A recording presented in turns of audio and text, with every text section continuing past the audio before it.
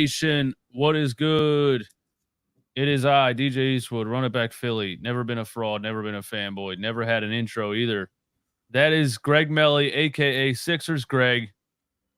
Woke up just to join me and talk about the circus that has been the Sixers offseason so far.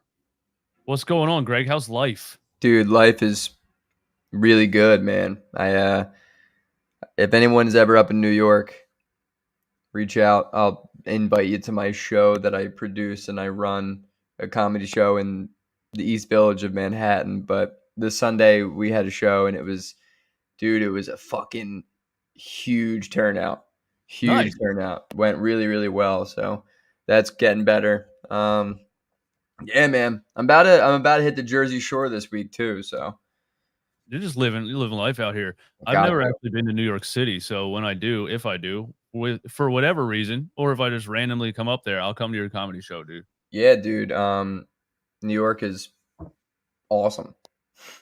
It's That'll awesome. be a fun time. Eastwood at Greg's comedy show. Make a vlog about it or something. All right, everybody.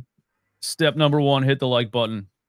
That is how you help us out. It puts the stream through the algorithm. Now, y'all, somebody's in the chat already. Y'all see Pompey's report. So, other than hitting the like button, which you should have already done if you're not a fraud, this episode of Run It Back Philly is brought to you by Factor Meals. That is a meal delivery service, America's #1 meal delivery service. It delivers fresh, cooked, chef-prepared meals to your doorstep for as little as $11 a meal. If you want to get your diet in check, or you just don't want to cook anymore, or you're single and you hate going to the grocery store, it can make your life very simple. You just open your door. There's a box out there. You open the box. There's food in there. You put the food in the mic, or you throw it in the oven for 15, and you're eating healthy. So check out factormeals.com. Use factormeals.com/runitback50 for 50% off your first box. It's a no-brainer. Yeah. So we're throwing with a little curveball here. Pompey's report. So I know Daryl Mori is on the radio at 11:50, which was a couple minutes ago. I don't want to listen to that because that's going to be the most boring thing I've probably ever heard in my entire life, and he's not going to really say anything of any importance. But since Keith Pompey is live tweeting his quotes, let's just do that real quick. You see Embiid tweeted too. Embiid tweeted today. Yeah, 19 minutes ago. I'm tired of it, man. I'm tired of it. All right, Keith Pompey says, a quote from Daryl Mori: "We need to make sure Joel Embiid, one of the best players on earth, has a tough running mate." Oh, that's pretty interesting. Come on now, dude. Stop sleeping on Daryl. All we're doing here is sitting saying Daryl's doing this, but Daryl's not doing that. Bro, let Daryl cook, dude. Let's go. Well, what that sounds like to me is that he's not even kind of so Shams also reported today that the relationship between Daryl Mori and James Harden is severed, which is an interesting verbiage. And so this sounds like to me like Daryl Morey's not even really trying to reach out to James Harden anymore at this point. He's saying we need to make sure Joel Embiid has a tough running mate, whether that's James Harden or whoever we get in return. I feel good about that quote. Me too. I feel good about that quote. Here we go. If we don't get either a very good player or something we can turn into a very good player, we are not going to do it. 76ers president Daryl Mori. We are not going. So, dude, that's polar. Those two quotes right there are polar opposites. What do you think, Greg? Do you think like we're not going to do it thing? To me, that's Daryl smoke and mirrors Daryl Mori. We've seen it before. I don't think anybody's fallen for it at this point. He said he wasn't going to do it with Ben Simmons, and he did it. It was for his best friend, James Harden. But what does he mean we're not going to do it? You would ruin your upcoming NBA season. Nah, he's just not in a rush. Like it'll get done. Like it'll get done. I'm not worried about like trading Harden, but it's going to be like, when is he going to trade Harden? And he's just not in the rush. Like he's going to, like, that's what gives him leverage, dude. Like what gives Mori leverage in deals like this is that like he's willing to wait out longer than other teams normally would. And that's why I think Portland waiting on the Lillard deal is smart. You know what I mean? Like just wait until you get closer to what you want. And I don't know if we're gonna get like an all-star in return, but like we could probably get some decent depth and like younger 3-and-D wings. Like I don't think it's a surprise that the Sixers only have like one wing on the entire team right now. Yeah. We're going Because to yeah. hopefully get some in a deal, but I mean, I just respect the trades might not always be the best, but like I respect Daryl Mori because at least he creates as much leverage for himself as he possibly can, and that's like a really hard thing to do in the landscape of the NBA when you're not rebuilding. Like it's not like Danny Ainge is like trading a superstar for another good player in return. Like he knew and everyone knew that Utah was in for a rebuild the moment he got in there. So he traded it for the most draft capital and draft assets as possible. Like it's easier to do that than it is for the what Maury is trying to do here for the second time in a row too.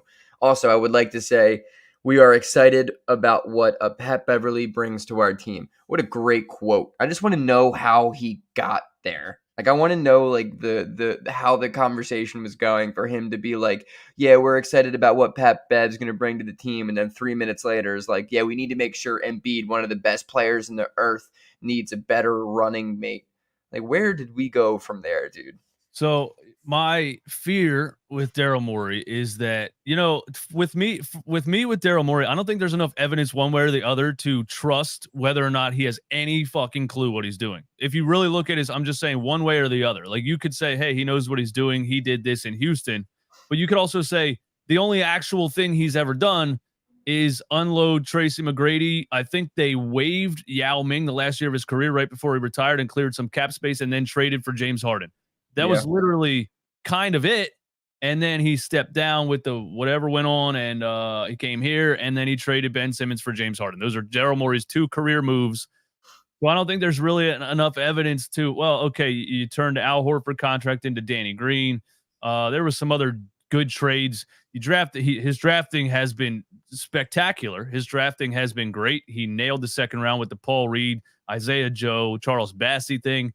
He drafted Tyrese Maxey at number 21, and Maxey fell. I think that might be a little bit overblown as far as like making that a genius move. I think that was like, hey, look at this. I hate you.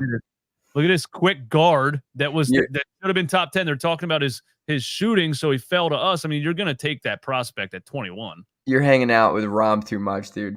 I No, hate you so much. I'm to Daryl Morey because here's why. Because he thinks it's funny. And I'm getting like Elon Musk vibes from Daryl Morey. Of course, he's like he's a Pissing me off. dork, dude. He's a dork. Pissing me off because you're in a very okay in the grand scheme of the world. Sports aren't important, but you're in a pretty important position, and this fan base is on edge 24/7, like really like matched to the flame every day, and you're gonna fuel the fire by getting on Twitter. So you're sitting in your $5 million house, tweeting on your couch in your underwear upside down, and you just want to say funny things like, we draft centers because we love centers and we need more centers, or whatever the hell he said. And I'm like, dude, just stop doing that. Why do you need to do that? Why do you Yeah, need to act like a 15-year-old? I'll say the devil's advocate though is like you got to admit how annoying fans are, and not even just Sixers fans, but fans in general. Like they all are very annoying. And On Maury's the Twitter, type of on Twitter, and but you like it would shouldn't be on Twitter if you're the yes, it would be smarter if Maury's not on Twitter. But like, dude, he's gonna do something. Like he knows. Like if we all think that the Sixers have this problem, like Daryl Morey knows it. Like Daryl Morey knows the problem as well.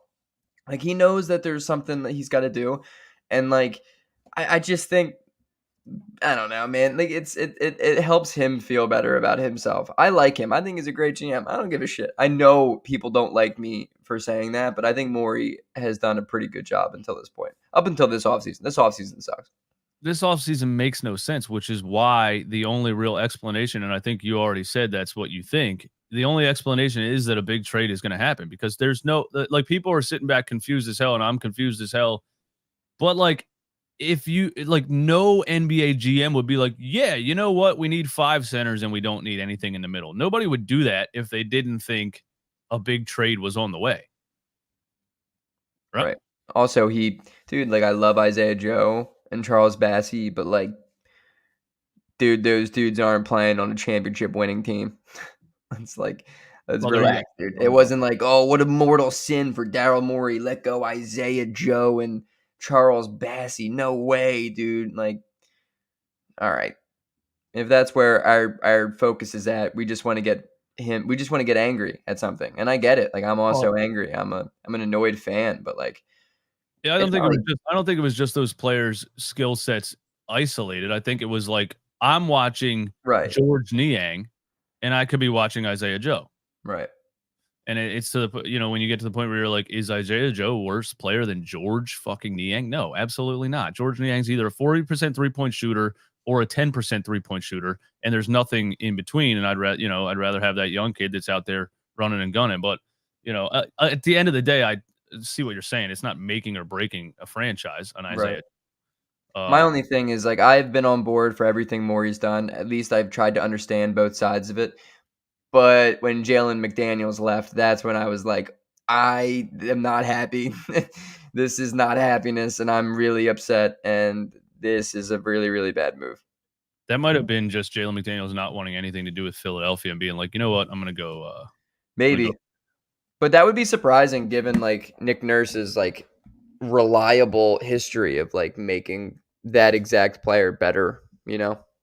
It's like the Pascal Siakam type of thing. Like he turned Siakam into like a really, really good player. Chris DeMeo said Niang hates you. Yes, George Niang called me a clown on Twitter. Jokes on him. He could have a much better NBA career if he stopped eating cheeseburgers and drinking beer every day. So, I understand. He's like, I'm rich. You guys are idiots. And I agree. He's rich. But, come on, George. You can't run up and down the floor. You run like Doc Rivers. Like, let's be serious. So, yeah, George Niang did call me a clown on Twitter. But, yeah, the roster. George, if you're watching, I mean, like, I'm just chilling, love an interview. I think you're good and bad. I do not want to be associated with DJ Eastwood. Yeah, I happen to be on this podcast. I don't really know DJ that well. We just met before the show. Like, put in your Twitter bio, not affiliated with anything DJ Eastwood says. I'm gonna change it to Niang, like biggest Niang fan ever. But yeah, okay. So there's one more here. We like where we are at. We understand the fans are nervous and don't feel like we're good enough, and we're just gonna have to keep improving. So yeah, the roster doesn't make total sense, but for me, the roster says that there's a big trade on the way. I think that's the only thing that makes sense, and I think you feel that same way. Yeah, I mean, if Furkan Korkmaz steps on the court this year, the Sixers season's done. Yeah, I don't think that's gonna happen. I don't And think if that's gonna happen. fucking Philip, whatever the goddamn Petrusev, Petrusev. the dude is not an NBA player, dude. He's not an NBA player. Right. So why sign another center? Because Montrezl Harrell is going to start at point guard this year. I'm sure it's going to be like a two-way ordeal. I don't know. We still have like one more open roster spot. Maybe I'm wrong, but I'm just, dude. Yeah, we have one more. I know what's difficult is like it's like we want to know what it's gonna be. We're in this like uncertain period of like being a fan of a team that's probably not gonna look like this when it matters. So we're just like, let's get there now, you know. And like I'm there with you, but that's what makes Morey good is like he's gonna wait and he's gonna get that deal he wants. He's not like running. He's not like nervous, but it is so frustrating because we're so uncertain and there's like I think he's putting a lot of pressure on himself because if the deal doesn't get done, how would you even go into the season with this roster? And if you say, listen, we didn't get any offers that we wanted, we're not doing it. You're messing with somebody who clearly and has before proven I do not care. James Harden's not going to tuck his tail and come back. It's 100% not going to happen. What person in their right mind, what person who's not an absolute sociopath would come into an NBA training camp 40 pounds overweight like he did in Houston? Like, you have to be a maniac to do that to yourself. People said he's embarrassing. He's not embarrassed because he does not care about anything in the world besides James Harden. And he's so similar to Ben Simmons, it blows my mind, except for the fact that he actually shoots the ball and plays like a dog on the court or has for most of his career. But the mentality, it's so similar to Ben Simmons. It's unbelievable, man. He Yeah, cares dude. about nobody but James Harden. Harden sucks. I hate him. I've always hated Harden. Like I've always hated Harden. Like truly from the bottom of my heart, I've hated this man. Like he's the only dude I couldn't be like, I've always wanted to see the Warriors dynasty lose, but for some reason when Harden was going up against them, I was just like, dude, nah. Like I hope they win and LeBron takes them out because I just can't stand Harden. It's so hard to root for. What he did in Houston was like despicable, and the fact that he even thought about going back is like, what do you like? No. And he's going to do the same thing here. His like, I read a comment, obviously, like a quote, but it was like, you don't even need to read it. It's obvious that it's like, oh, Maury and Harden's relationship has fractured and it's not going to ever be the same. No shit, dude. Yeah. Like, Maury lowballed him big time. But I'm like, imagine how much more we would hate Daryl Mori if what we did this offseason was sign James Harden to a long-term contract. Like we're still not putting in like we were also mad at Daryl Morey because we haven't traded Harden yet, but the fact that that's literally what we're going to do and what we want to do is so much better than signing him to a long-term extension and that's what everyone thought he was going to do. So like we need to give him a little bit of credit for doing what we all wanted him to do. You know what I mean? Well, I think Harden is the one that put that up front because when he took when Harden agreed to take less money so that you could sign PJ Tucker and Daniel House Jr. and get caught for tampering and all those things. Speaking of Daryl Morey, but when he agreed to do that, I don't think Harden realized I still need to play at the top of my game to earn that 4-year, $200 million contract. Why is he so crazy that he thought now I can just get out of bed hungover, be good once in a while, be absolutely terrible once in a while, be seen more in nightclubs than in the practice facility, and I'm going to get $200 million. Why would he think that makes any sense? Yes, Daryl said take this deal and we'll get you this max contract, but I don't think he should have had to put in writing if you kind of suck and look like your career's about to end, we can't do that. Yeah. Yeah. Doesn't make any sense to me. DJ, No. You're turning into a white Stephen A. Smith mixed with an old grumpy grandpa. Hey, if it gets me to where Stephen A. Smith is at, what's he making? $50 million a year? Say less. I'm in there. That's not an insult at all in my book.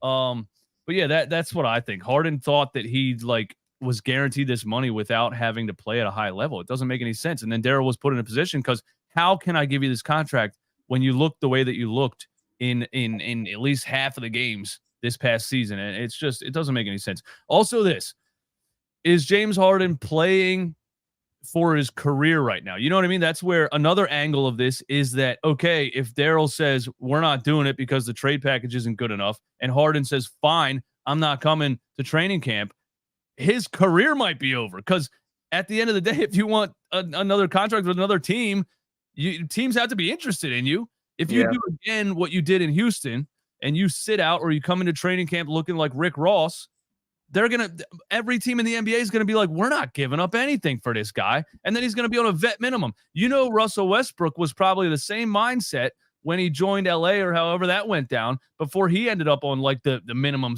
contract that he's on.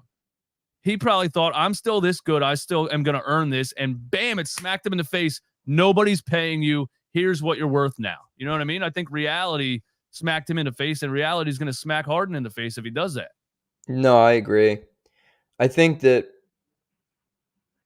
I think Harden's going to find his way to a team until he decides he doesn't want to play basketball anymore. But it is like he is going to be messing with his money if he decides to sit out again. I mean, dude, he's shown no interest in like being a good teammate or being a good like older NBA player. And like if he doesn't go to the Clippers, who says he's even going to suit up and play at all? You know what I mean? Like that's the big fear with Harden is like he when he has a team in mind, it's either that team or he's done and he doesn't want to play and he's just going to do whatever. So it's like I don't know.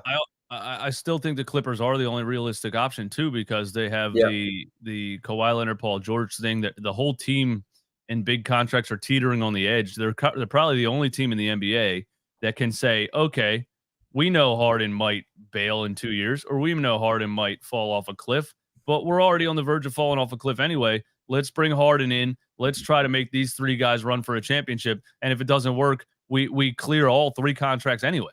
Of course, dude. I don't see. I don't know. I I don't I see I any I think there's a possibility, there's an avenue of it working in the Clippers, but, like, if we don't bring back, like, a huge haul, I think it's gonna just be inevitable that the Sixers end up losing whatever this James Harden trade's gonna be, you know? Most teams historically, when they're trading the best player in a deal, usually lose that deal, and I think Harden and the Clippers could really work together. Like, I think it could be a really, really good fit, and the last thing I wanna do is watch fucking James Harden win in fake LA. they're not going to win anything. The only thing that team is winning is a retirement party. Yeah, I mean, they're all about to be dead. Is that a new epidemic? Like teams not realizing that players are done when they're in their mid-30s. Like, is that a real epidemic now? Like when LeBron signed, well, LeBron didn't sign him, but LeBron basically signed him. Carmelo and Westbrook and everybody. And I was sitting back laughing. And there's NBA fans that don't realize it. They're like, they just see big names. Oh, get Chris Paul then. Oh, put all the old big names together. And say, how would that be? This is a young man's game. You can't win like that. You win with 27-year-olds. You don't win with 35-year-olds who are injury prone. It doesn't make any sense to me. So I wouldn't think anything of that Clippers team at all. I wouldn't be threatened whatsoever. Yeah, I mean, they're not gonna stay healthy. Obviously, Kawhi can't stay healthy. Paul George hasn't been healthy, and Harden is whatever he is. Hey, weirdly enough, Harden's probably the healthiest one out of those 3. That shows Probably. you that's really bad. That's really bad. Yeah. When James Harden, the 315-pound my life dude, is the epitome of health in an organization. All right. So okay, there's a couple more here from Maury, and then we're gonna move into something else real quick. Maury on Joel Embiid, he said he wants to win here. He wants to win it for Philly. So yeah, we're gonna talk about Joel Embiid's comments and what you think of that. We need to make sure Joel Embiid, one of the best players on earth, as a tough running mate. He already said that. Keith tweeted it again for some reason. I'm not sure how Coach Nurse is going to start us, but I think DeAnthony Melton has a really good chance to start. That's a very interesting quote that I'll save for another day. But so Joel Embiid's comments at this random NBA Summit interview thing. Did you hear them? Did you see the clip that was out there of what he said about if I want to win a championship, whether it's here or anywhere else?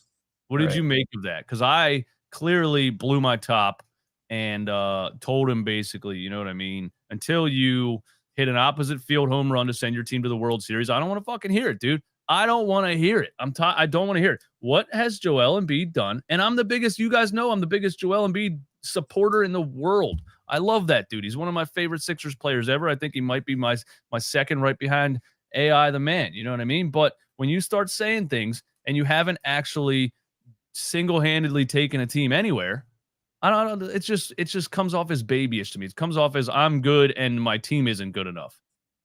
Yeah, I mean, I don't even bother. I'm just like, I don't care, dude. I'm so past this, like, oh, I wonder what this cryptic comment said. I wonder what this dude means. Like, I wonder, like, I don't, that's whatever. I don't care. If you want to go and be weird in the off season, just be weird. Be good when you come back, dude. Like, I don't, it's just it's all so annoying to me, and even the fact that I'm like, earlier on this show, I'm like, "Oh, dude, like, did you see Joel Embiid's tweet, like, 40 minutes ago?" And it's like, the tweet is just 138 question mark, question mark, question mark, and I'm like, "What am I doing? Why do I give any shit in the world?" Like, I don't care anymore. They're both just like Maury and Embiid, like, don't take anything they say seriously, just wait. Just wait until we watch them play, and then they play, and it was like, whatever, you know? Well, yeah, it'll definitely be forgot about. But I'm It'll be sure forgot. there's smoke in the water. Where there's smoke, there's water, or whatever the hell the saying is. Like, yeah, Embiid's thinking about it. I'm sure he's thinking about it, you know? Like, I'm sure it's not like this. I'm sure he's not thinking about it. There's a thought. There's some thinking. There's a There's thought. definitely a There's a thought. little bit of thought. I think if anything, you know, I still don't like that he said it publicly because it's just No, not something that you say. But no. um, if anything, it did put a little bit of pressure, I guess, on more pressure on the organization. And that's why Daryl Morey is now making these quotes. He wants to win here. He wants to win it for Philly. I think it puts pressure on the organization. Like, listen, man, do something, or I am definitely going to want to play somewhere else. So that's definitely the first time that we've heard Embiid at least hint towards if it's not if I don't have a team that can win here, I'm gonna go somewhere else. That's what I took from it, at least, you know. But again, I he's agree. almost 30 years old. How long is he gonna play for anyway? So, you Yeah, know. I mean, how much good, like, how many more good seasons does he have left in him? 3? Right. Yeah, right. Exactly. Which is why if it doesn't happen this year, I think you trade Embiid. I do too, but it's not gonna happen, especially after the Sixers organization comes out and says they want him to be the Dirk Nowitzki or the Kobe Bryant of the Philadelphia 76ers. Well, of course that's what Josh Harris wants. He wants to keep selling tickets. Right, but You don't unload your ticket salesman. That's that's why a Portland bad held him look in if he longer. doesn't. What's gonna happen is that we're gonna go this year, we're gonna be either better than expected or equally as expected, which is bad. And Embiid starts hinting at it, and we go back another year, and then after this season and next season, he asks for a trade. But we're never going to trade him if he doesn't like ask for one, and that's the part that sucks because then the moment he asks for it, we're going to lose all the value in the world. What the Sixers should honestly do right now is probably trade Harden for like 3 role players, 4 role players, some draft capital, and try to run it back with a deeper team, a more athletic 3-and-D team with Nick Nurse to try to like bottle some of that Toronto Raptors championship winning organization energy, right? And if that doesn't work this year, you blow it up. You blow it up. Everything. You blow all of it up. You re-sign Maxey, and then you just blow it up. Yeah, I agree with that. I agree with that. Andre says, thanks for a super chat. At least Ben Simmons and Harden are man enough to be direct and tell Morey to his face and accept fan hatred. Embiid is scared to get criticized. That's interesting. I wouldn't call Ben Simmons man enough to really, for anything. I think he's one of the softest people that's ever existed. I He would was gifted. never I would He was never put gifted with a 6'11", 260-pound frame, but he's soft as hell. Yeah, I would never put Ben Simmons and the words "man enough" in the sentence together, ever. But and also Ben Simmons was already hated by the fan base before he told, it's not like he was loved by the fan base and he was like, "Oh, if I tell Morey I'm not playing, the fans are going to hate me." No, the fans already hated Ben Simmons, and then he said I'm not playing, and that was because the fans already hated him and he couldn't tuck his tail and come back into the arena because he's a little bitch. That's what happened. Joel Embiid is loved by the fan base, and he's looking at it like, the fans are going to hate me if I come out and say this. That's just how I feel about it. So he did tweet then and basically hinted at the fact that he was trolling, but I saw the interview. You weren't trolling. That was an honest answer to a question. And then everybody's like, look, he was trolling. No, he wasn't. Why does everybody automatically believe what people say? Yeah, that's fair. That's definitely fair. All right. We're going to look at Embiid has this weird aura around him that people are like, "Oh, he's got to be kidding." No way. He's got to be kidding. We're going to look at a fake trade and we're going to play grade the trade. Let's fucking go, dude. Yeah, we're going to play grade the trade. But before we do, I got to tell you about Factor Meals, all right? Factor Meals is America's #1 ready-to-eat meal kit, and it can help you fuel up fast and be on your way. If you're too busy to cook, you go with Factor Meals, man. It shows up at your doorstep in a box. You bring the box in your house, you open it, the food's right in there, boom, in the microwave. You're good to go, and you're on your way. If you're looking to get your calories in check, see, they cover everything with Factor Meals. You want to lose weight, they got you. You want to gain weight and build muscle, they got you. If you want to get your calories in check, there's calorie conscious options on the website. You go on the website, factormeals.com, look at all the calorie conscious options. If you want to build muscle, like your boy over here, DJ Eastwood's been doing out here my whole life, it's a very slow process because I'm an ectomorph, but it is what it is. If you want to build muscle, they have a protein plus plans on Factor Meals where you can get extra protein in your diet and you can go to the gym and get that strength that you want. And you know what? skip the grocery store, skip the cooking and cleaning. It makes your life simple, man. And honestly, I think the best part about a subscription to a field meal delivery service is that it makes keeping your diet in check very, very, very simple. You're not out here counting calories of everything you see in the grocery store. You're not out here trying to do math. You're not nothing. It's just done. It's done for you. Go to factormeals.com/runitback50 and get 50% off your first box. So even if you're not sure about it, go get 50% off your first box and give it a try, man. Hell yeah, dude. Hell yeah. Thank you to Factor for sponsoring the show. All right, let's do grade the trade. This is from Sixers Sense. Wait, let me get this off the screen and bring this onto the screen. Grade the trade. Here we go. And this might, wow, that was a weird picture of James Harden. This might help us out. This is what we do in the off season, all off season long. We look at fake trades and we wish and hope until something actually happens. If something's going to happen at all. What do we got here? Let's see. Ads. We got ads all over the place. All right, the trade. The trade. The 76ers get a new young cornerstone in this 4-team blockbuster trade. Greg's already shaking his head. F. The Miami Heat receive Damian Lillard and Marcus Morris Sr. The Clippers receive James Harden and PJ Tucker, 38-year-old PJ Tucker, who still has $22 million left on his contract. Then the 76ers receive Tyler Hero, Caleb Martin, Robert Covington, 2028 and 2029 second round picks. Portland Trailblazers get 2027, 2029 unprotected first via Miami. And I think that's an unprotected 2029 from Philly, right? No, that's just from Miami. So we keep our 2029 first also. 2030 unprotected first round. Kyle Lowry, Nick Batum, Nikola Jovic. That's the young prodigy right there. The next Nikola Jokic that everybody talks about. So that's a good prospect the Blazers get in return too. Kobe Brown, Amir Coffey, and Jason Preston. What do you think? I love that dude. I love Jason Preston. He's in it? Dude, love that dude. I don't even know who Jason I think he's the dude that went to Ohio, University of Ohio. Somebody in the chat, let me know if that's a true statement. All right, hear me out, dude. I hate Tyler Hero a lot, but like, yo, I wouldn't mind dumping all of that salary for Robert Covington and scroll down. What was it? Oh, Caleb Martin, 2 seconds, starting to gain some assets again, and Tyler Hero, dude. Our defense would be like maybe the worst of all time, but I kind of like that deal, dude. I would give it like a C plus, like a B. I think there's better we can do, but I really, really like the idea of only trading Harden, only trading PJ Tucker. For a younger dude who's like 24, can put up a shit ton of buckets, and even though I hate the dude, and Caleb Martin, who's a really good role player with Robert Covington coming home, obviously, and I like this trade a lot more than I thought I was going to.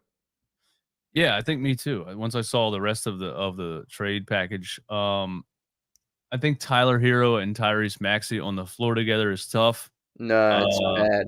It's bad. It would be bad.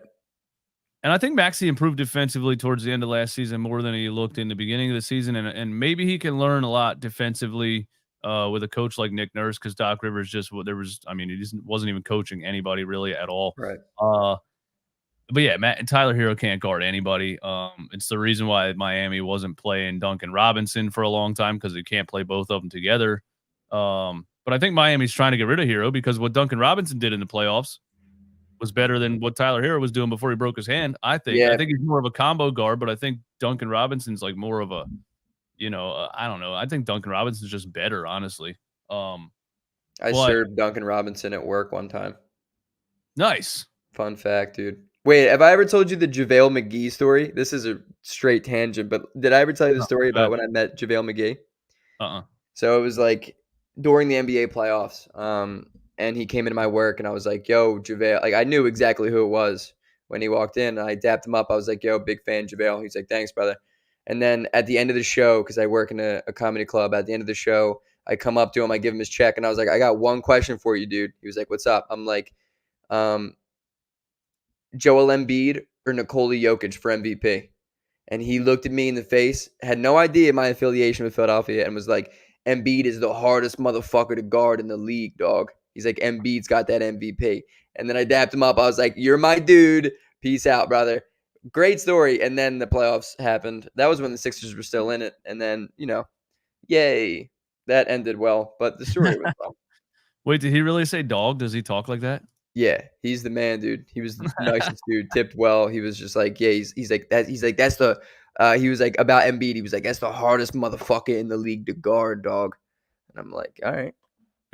Somebody's making fun of your quote in the chat. Where there's smoke, there's water. Hey, where there's smoke, there's water, baby. That's true. That's true. Did you ever see the movie Boondock Saints? The guy that like mixes and matches proverbs. And he's like, let's make like a tree and get the fuck out of here. That's great. And he's like, you know what they say about people in glass houses? They sink ships. That's Greg when he wakes up and jumps on live. Yeah, immediately. Yeah, dude. So shout out to our dude, RB Philly Take, for being a better reporter than Keith Pompey. Daryl Mori on what the perfect player next to Joel Embiid could look like. A wing who can play both on and off the ball. Daryl Mori said that. Oh, so nothing that we have on the roster now. All right. Okay. That's good. That's really good to know that our best player, the perfect player that would be next to him, is a player we don't have. Awesome. There's a couple things. Yeah. And he's also like, I'm looking for a star in return. I'm looking for a star level player, which nobody's going to give up a star level player for James Harden right now. And I think Daryl Morey's not an idiot. He definitely knows that. So my first question is, who is this star level wing that you think you're going to get in return for James Harden or out of free agency? Before we get out of here too, we're going to look at a list of free agents left and just kind of freestyle that too, because I think that'll be fun. But who is this wing that he's even talking about? That you can't get it in free agency, you can't get it in a trade to the Clippers, right? I like a couple of the Clippers wings. But Who? it's not a star. No stars. Unless the objective is here, he wants Paul George. That's Are what we his talking problem about? is. Are we talking about Norman Powell? Are we considering him a wing? Yeah. I mean, he's a little Okay. short, but he's a good defender. I like Norman Powell. Robert like Norman Powell. Covington's not bad. I think that like Amir Coffey's pretty solid. But like what he means, what Morey means is he wants a star back, and there's only two possible stars he could possibly trade for. Exactly. Zach LaVine, Yeah. and Paul George. Yeah, I still think that's the one that's probably going to happen. The blockbuster 3 or 4 team trade that includes the Chicago Bulls and includes Zach LaVine to Philly. I would love that. Like, really, really love that, dude. I would come on here the next day and just be like, I told you, everyone, you were wrong. Don't ever distrust the GOAT, Daryl Morey, again. It would be awesome. I mean, Terrence Mann. If that's honestly the resolution to all of this, everything, I will give Daryl Morey a public apology. Yeah, I don't think it makes the Sixers like a championship level team still because LaVine has his issues, but like he's really, really good. Like he's a really good fit alongside Maxey. That would be the most explosive backcourt maybe in the NBA. Like the Sixers would just be, we would finally have like a bucket getter, like somebody that's not afraid to go out and get a bucket and who can hit mid-range jump shots. He can, run off ball. He doesn't need the ball in his hands all the time. Like I like LaVine a lot, and I think his fit in Philly would be really good. And he's just a cool dude. But I still don't know if that's like, oh, that's what takes the Sixers. Like if you take Harden off this team right now and put LaVine on, the Sixers still have issues. Like we still need 3-and-D wing depth. Like, Yeah, dude, I'm telling you, Furkan Korkmaz, they still send that dude back to Turkey. What's up? They still have depth issues for sure. Right. But I think that would be an awesome, awesome switch. And again, I think most things with James Harden leaving, most things as far as how far the 76ers can go relies on how much more developed Tyrese Maxey is this upcoming season. Because if Tyrese Maxey just explodes and is this 23-year-old star this upcoming season, then that would change my mind, and I would start to say, Zach LaVine and Tyrese Maxey and Joel Embiid, if he's still at an MVP level, could make some noise. And then, yeah, the determining factor there deep into the playoffs is your depth, and that's what it always is. It's especially with teams like the Boston Celtics and other teams that have had deeper rosters than you every single time you match up. But Right. I think a lot of it rides on how good Tyrese Maxey is, honestly. And, like, as much as we always love to be like, "Yo, Tyrese is gonna be this and that," we have no idea because every single season he's always come back and been better than he was the year before, you know what I mean? Yeah, we have no clue. Nobody No, knows. I mean, as long as we keep Tyrese, I'll be a Sixers fan. Yeah. Nobody knows. Another thing about that quote to me is the fact that Daryl, where they say who's the ideal player you put next to Joel Embiid. So a week ago you said we want James Harden back, right? Now these leaks are coming out that the relationship is severed and James is not backing down and he wants to go to the Clippers. Now Daryl's response to the question, what is the perfect player to put next to Joel Embiid? If you still wanted him back, you would have flat out said James Harden. Right. So Right, now and he's kind of firing a shot over at James Harden, like, listen, motherfucker, we're here. We're here. It's happening. We don't even want you back anymore. That's what I got from that answer. We don't even want you back anymore. We're going to work out a trade. It might take to the end of the summer, but I have confidence now. yeah, I think Maury's had his mindset for a pretty long time now, and I'm also like, I don't think we're sitting here and saying like, "Oh, Zach LaVine's better than James Harden." I think we know that he's not, and especially like fit wise, it's probably I not. don't know. At this point in his career, though, That's it, dude. Like it's not a like better passer or not a better team facilitator type of guy, but right. It's like as a better NBA player right now, Harden is better than him, but like where their trajectories are heading, Zach LaVine is a better move. You know, I think he's a better move. yeah, I think the same thing. Aaron Cabbage, my dude, what is up, man? Thanks for coming through. If we go through all this cryptic BS from Maury and Joel, and we end up getting Rocco and Pal, and that's it, bro, that would be my 13th reason.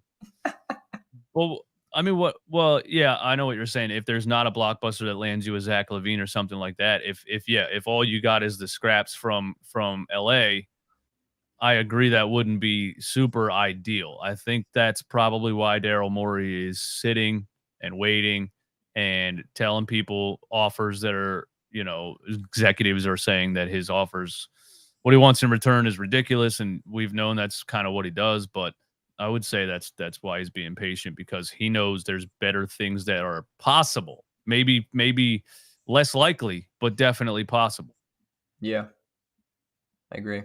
Well said. Keith Richmond, I what's up, love man? Norman Powell too, though. I love Norman Powell. Like Me too. I think people are underrating him. he's put up 40 plus in multiple games. Like he's a great standstill shooter. He's a great defender. He's exactly what the Sixers need. Like I think if the Sixers could trade James Harden, like today, if James Harden for Terrence Mann, Robert Covington, and Norman Powell and like a second round pick, I'm doing that deal. I would do that deal. I would do They it. don't want to give up Terrence Mann. I That's know. the one thing the It's Clippers are insane. saying they don't want to give up, but maybe eventually they budge and they give up Terrence Mann. It definitely Big will. Terrence Mann fan, and in the story, fun story about Terrence Mann.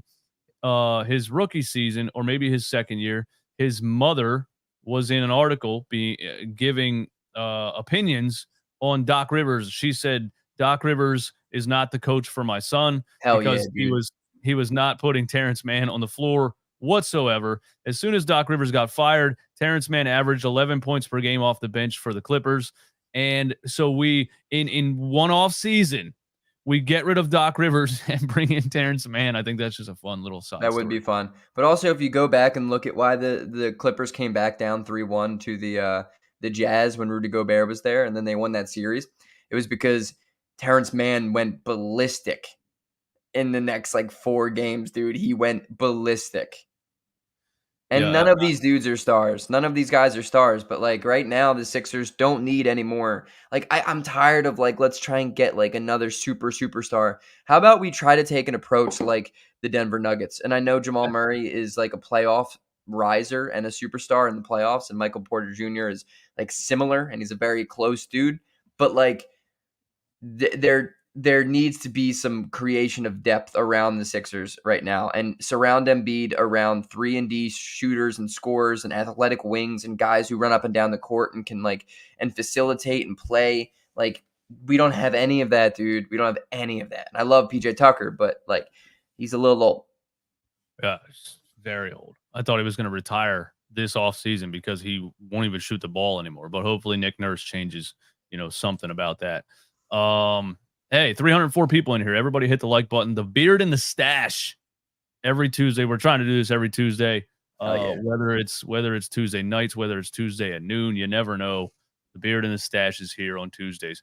Everybody hit the like button. Keith Richmond, my dude, thank you for being here. DJ Eastwood, thanks for the great content. I'm a little late to the show. What will the Sixers get rid of? Embiid, Harden, and Harris. I'm a little late to the show, but will the Sixers get rid of Embiid, Harden, and Harris without blowing up the team? Well, I mean, if you get rid of Embiid, that's blowing up the team, is it not? Unless it's like the most impressive trade ever. Imagine like a team. It's like that's like Oh, I see 2K. what You he's just saying. trade Without your whole tanking. team. Yeah. That would be hilarious. Yeah, no. I mean, if any of those, if Embiid's gone, the Sixers are rebuilding. Obviously, I don't think he's gone anytime soon. Dude, what's up with the Tobias Harris though? This does like create some type of like thought for me because like, are we not trading the dude? Like, is he just on the team? Like, what the hell's going on? Why did this die so quickly? I've never seen somebody be able to like if I had to put it into context of like a normal job, okay? This guy has like the assistant vice president title in the marketing department, all right? But he's just sitting in the back corner doing absolutely nothing every year and he never gets fired, he never gets moved, he never gets demoted, nothing. I've never seen anybody be Yo, able you to know what live he out. is? You know what Yeah. Tobias Harris is? He's the Creed of The Office. He just sits in the back making weird comments. Yeah, he's just the weird dude, and everyone's like, "I didn't know he was still here." Yeah, I don't know, he's still here, dude. That's what it is. Like, why Dude, is Creed still here? remember when he played hooky and he got on the bus and it was all the people that he worked with? And he comes That's on the bus. Tobias, dude. He That's comes on the Tobias bus and after he's his like, crumble hey, comment. just playing hooky from work. And he looks up and it's everyone from work. It's Yeah. everyone's dude, it's so funny. Uh, That's Tobias Harris, dude. But yeah, also like the Sixers get rid of Embiid and not blow up the team. I think this thing of like also teams trying to trade superstars for other superstars. When has that ever even happened? Really? When is that? Like, I don't know. Every time a player asks for a trade, the team is like, "We want a superstar and all of your young assets in return." Like, Right. why would we give up superstars for your superstar doesn't want to be there? Unless it's the very rare situation of like DeMar DeRozan for Kawhi Leonard. I don't That's think exactly DeRozan. what I was gonna say, yeah. Outside of that, it's like, you know? And even DeRozan, like, he was good. He was good in San Antonio, but it wasn't like a fair trade. No, not at all. Because most of the time, I guess you could say, most of the time, the team willing to trade a superstar player is embracing a rebuild, right? Like Yeah. it's not seen a lot where a team with a star has like another superstar player that just wants to play with a different dude, and then you have to trade him and then like somehow find a way to bring in somebody equally as good. But it's like that's really hard, you know, and there just aren't a lot of teams willing to do that. I don't know, dude. Maury is in a weird position for 2 years in a row, so it's like hopefully he can figure out something to do. I don't He know. definitely is in a weird position. So before we get out of here, speaking of, just the off season and the possibilities, we'll look at the current available free agents left in the NBA. The Sixers have, correct me if I'm wrong, one roster spot open. Dude, we Unless got to get a center. All I'm saying is we need a center. I think we need a center too, Preferably dude. the oldest one. I mean, I would say DeMarcus Cousins, but he's not old enough. Dwayne Dedman, dude, bring him back for Yeah. another year. Maybe I can find out if we have a current roster spot open. Sixers current roster. Also, Uh, how funny is it that 3 of those dudes have played on the Sixers? Tony Bradley's only 25. Bro, he was playing on the Sixers in like 1999 and he's only 25 years old. I feel like he was on the Sixers 8 years ago. What the hell is going on? This is insane. Tony Willie Bradley. Cauley-Stein's only 30, bro? How am I older than Tony Bradley? Can we sit down and talk about how the hell I'm older than Tony Bradley? That dude's Tony been in the Bradley. NBA for 8 That's years. because Tony Bradley looked like a veteran kind of journeyman when he was like his second year. I thought Tony Bradley was like a veteran player when he played for the Sixers, and he was like very young. He just Yeah, looks old. He has an old man's game. He has just like a barely like a little turnaround hook shot and good defense. but he had that one game where he was like 14 and 11, and we're like, holy shit, how the hell did you just trade Tony Bradley? Like, we've been begging for a backup center all this time, and you're going to trade Tony Bradley? What the hell, dude? Yeah, I Willie remember those Cauley-Stein is days. 30. He played on that Kentucky team with Karl Anthony Towns and Devin Booker and everybody. That undefeated Kentucky team that Oh, lost yeah. to that lost to, hold on, Frank Kaminsky in Wisconsin. The Frank the Tank Wisconsin took badges. out. The Wisconsin badges. Yeah, That was a fun college year, man. that Kentucky team was disgusting. They were undefeated. Duke with Jahlil Okafor, and the undefeated Kentucky team lost to Frank the Tank Kaminsky at what did I say? Kansas? No, Wisconsin. You know who else was on that team? Sam Decker. And then you know what Michael Jordan did? He was like, "Yo, I have to draft Frank Kaminsky 6th overall in this loaded draft, dude." What the hell was he thinking? It couldn't just be the fact that he's a tall white guy who can shoot, and that made him great in college. There's no other. He has to be good in the NBA. He has to be, dude. You know, like white dudes are nasty in the NBA. It translates over. All right, yeah, let's go. Keep going centers. Keep thinking centers, dude. Yeah, we definitely need more centers, dude. We need them. I mean, I don't even know why we would look at other positions. All right. So power forwards, which also, like, on a serious note, we also should not be looking at. But who But even is on? Taj Gibson's primed for a really good year this year. You know, he's 38. Somebody tell Taj Gibson to just stop playing basketball. Why is he even listed here? I don't know. Nerlens Noel, dude. Hey, Frank Kaminsky, bro. Let's go. He's only 30. There he is. Frank the Tank, 30 years old. Myers Leonard, you know, if you can get away with racist remarks on the internet in Philly, who knows? Maybe I think Boston is where Myers Leonard should play the rest of his career, if you know what I mean. Or Utah, dude, kill it in Utah. Oh no, it wasn't racist. It was anti-Semitic, I think. Yeah. Nerlens Noel. He's 29 still. How is Boban 35, dude? Boban is easily 55. Yeah. Well, you know, obviously the dude. Oh, now we got power forward. Was that power forwards? Oh, that was still centers. Now we got power forwards. Greg Brown, Mamadi. I have no idea who that is. Wenyen Gabriel. I like him a lot. He was, dude. I like him a lot. He was nice with the Lakers last year. Stop, dude. Stop. I know. I'm not kidding. Don't stop. Like I'm not saying I like Wenyen Gabriel too, but dude, he's a power forward. Like we gotta stop. Yeah. We don't need power forward. Right. Eye on the prize, dude. Yeah, we got. I'm like, oh, Christian Wood. Maybe we can get Christian Wood and bring him in. Okay. Let's get to what we're supposed to be looking at here, which is small forwards. Let's go, dude. Derek Jones played basketball against brother, 31. I thought he's older than Giannis. I forgot about that. Bring in Derek Jones, dude. You know who I've always liked since college? Stanley Johnson. Stanley, dude. Stanley had a bounce back year last year, dude. Hear me out. I would take Stanley Johnson. I would take Derek Jones Jr. I would take DJ Warren. Wesley Matthews is 37 years old, dude. Holy shit. Out of all of these, let's pick one. All right. Let's pick one out of all of these. So I would say the candidates are probably not Justice Winslow because he can't shoot and could never shoot. TJ Warren's always hurt. Ever since he dropped 60 on the Sixers, whatever that was in that bubble game, he dropped like 59 on us or something, maybe 49. Kelly Oubre, Derek Jones, Stanley Johnson. Remember Mo Harkless, dude? Those are the ones that I would say are actual candidates. Yeah. Kelly Oubre, Derek Jones Jr., Stanley Johnson. And my pick out of those three is Stanley Johnson, and it's because I like Stanley Johnson's size and defensive ability. He's 6'7", 240. He's that perfect NBA build. He has been since college. That's why he was drafted in the top of the first round, even though he ended up not being like, some kind of star player or anything. But he developed the three-point shot.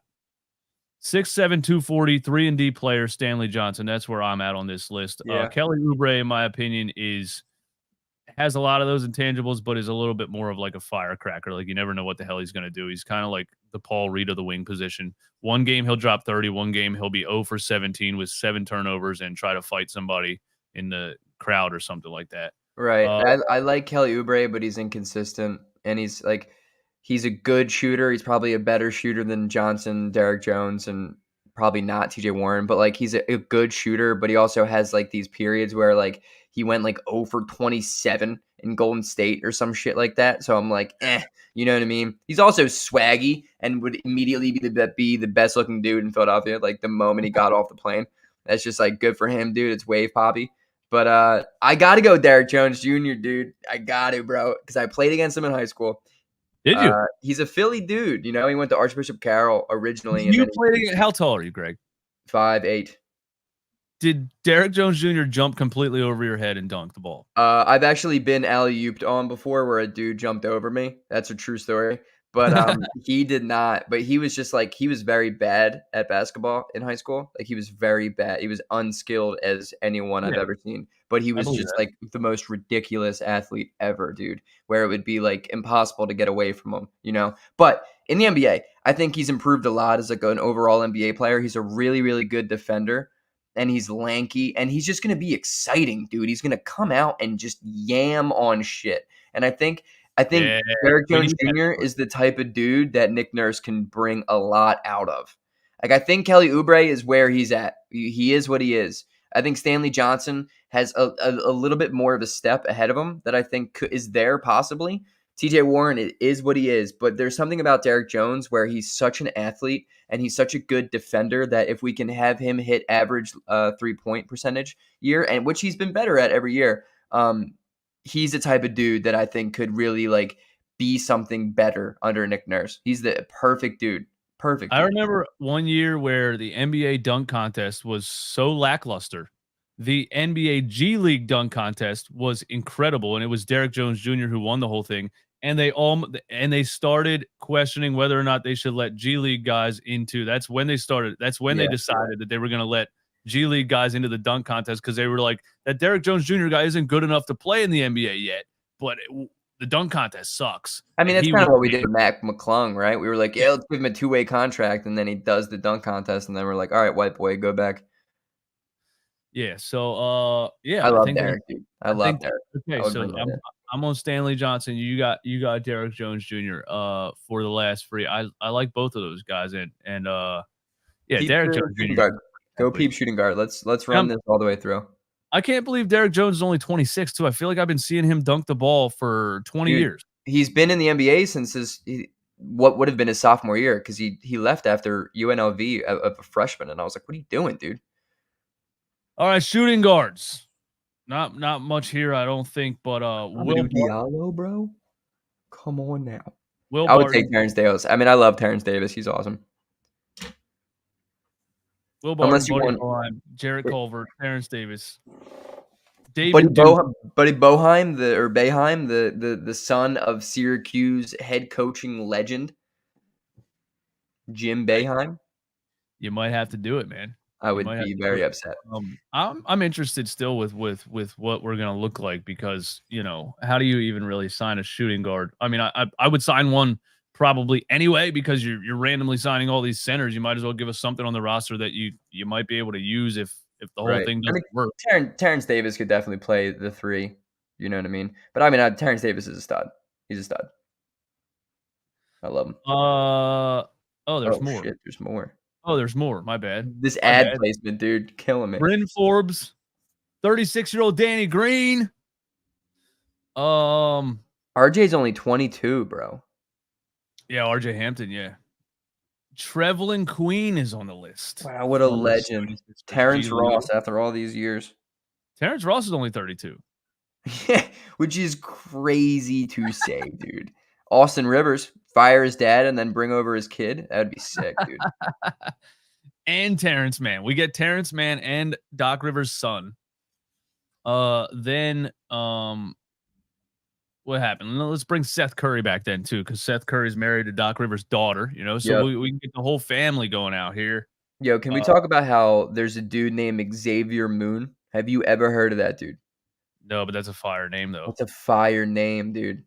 That sounds like He's friends with Mariah Mills. That's what it sounds like, dude. to me, that just sounds like a backup NFL quarterback who just like runs. Never throws the ball. Son of just Warren Moon, dude. Son of Warren yeah. Moon. Yeah. Gotta be the son of Warren Moon. He's got to be, dude. There's Garrett no way. Temple, Gabe York, and then point guards because I still don't know if Tyrese Maxey is a point guard or a shooting guard. So If I Ryan, ever see Raul Neto play basketball again, I'm gonna lose my goddamn mind. hey, entry pass specialist, man. I hate that dude more than anything. George Hill, holy shit, dude. DJ Augustine, we've been talking about him for years. Yeah, He is for as real. old. He's the one on this, I think, whole thing is as old as I thought he was. Yeah, He is 36. Yeah, we've been talking about we gotta get DJ Augustine. We gotta get DJ Augustine. And he was good. Wasted the last of his years, I think, in Orlando. alongside Terrence Ross, who now can't even get a goddamn job. Is Michael Smith, Carter bro, is Williams, 35. Yeah, 32-year-old MC Michael Carter Dub, dude. Williams. Bring in MC Dub, dude. The greatest Sixers of all time. Dude, I think we have to bring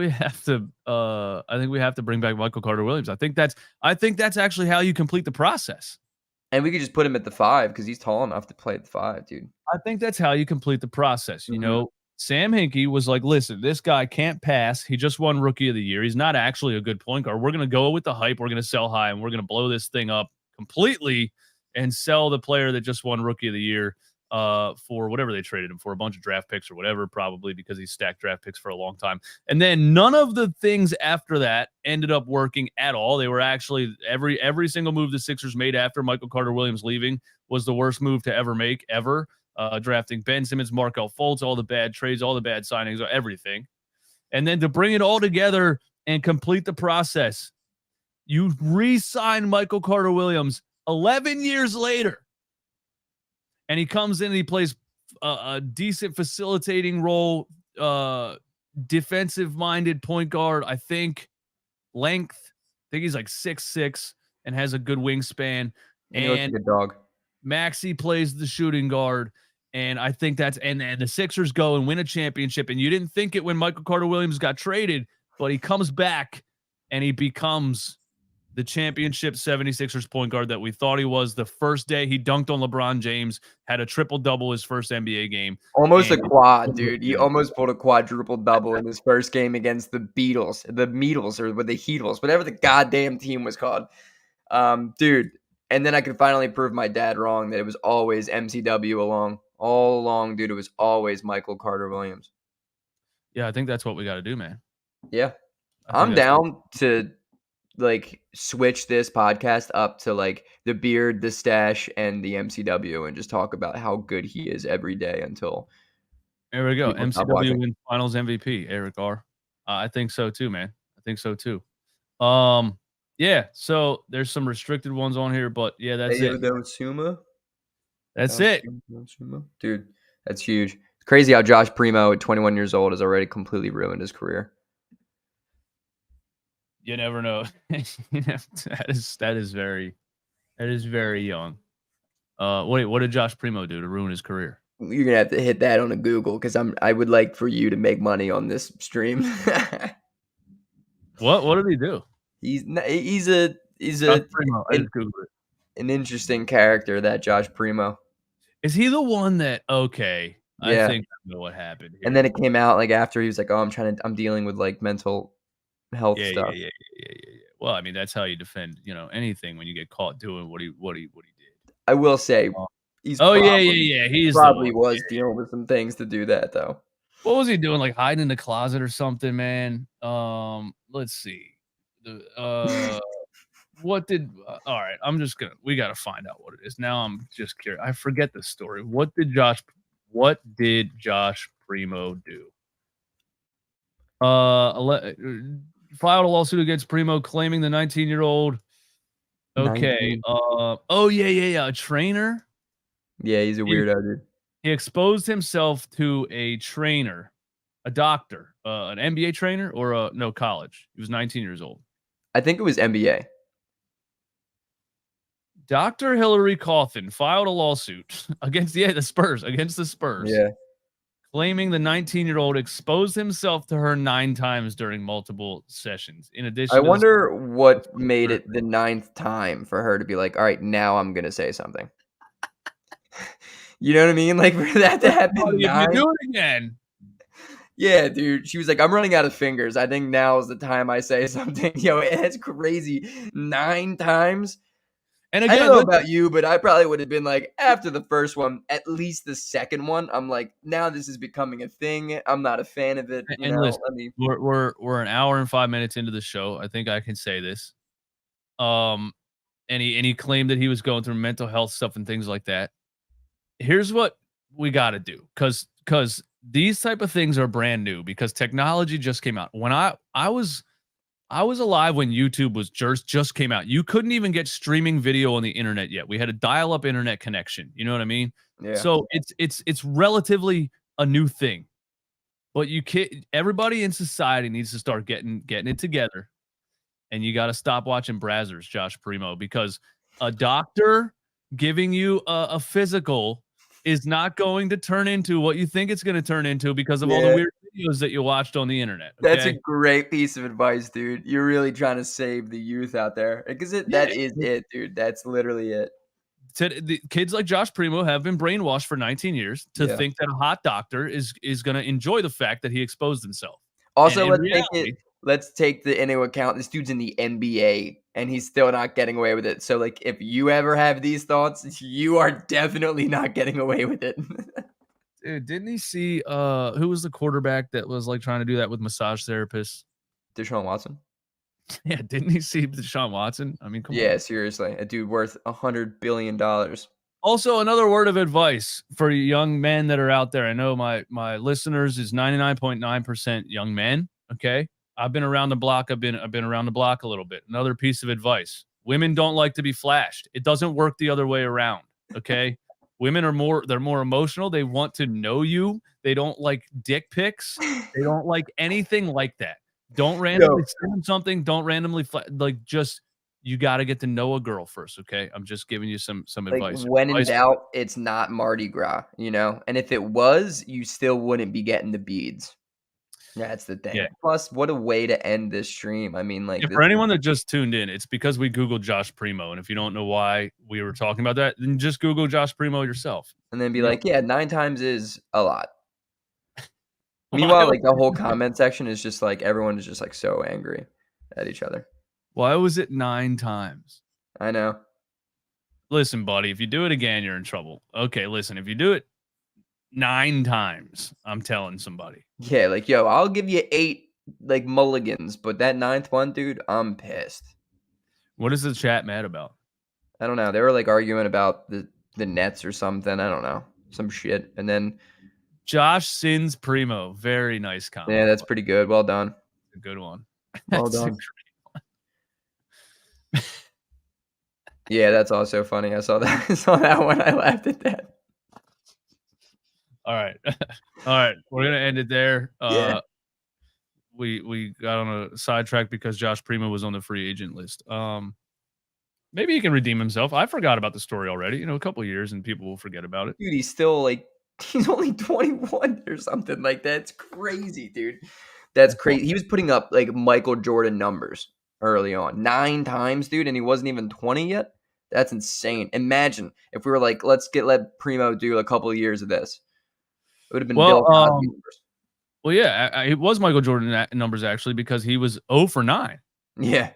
And before Scottie Pippen, Michael Jordan was 0 for 8 with NBA Finals. So yeah, he tried 9 times and he failed all 9 times, and that is very much Michael Jordan. He got beat by the Detroit Pistons. Dr. Hillary Cawthon was the late 80s Detroit Pistons in this scenario.